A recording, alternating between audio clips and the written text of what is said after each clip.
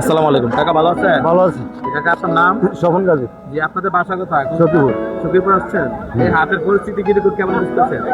মানে মোটামুটি একটু ভালোই। ভালো না? আপনাদের এগুলো বিক্রি করেন নাকি? হ্যাঁ, জি। এটাই আমার ব্যবসা। এটাই আপনার ব্যবসা? হ্যাঁ। জি। আপনি তো প্রতি হাটেই এই বাজার আসেন? হ্যাঁ, প্রতিদিন প্রতি হাটে না? এগুলা কিরকম করে বিক্রি করতেছেন?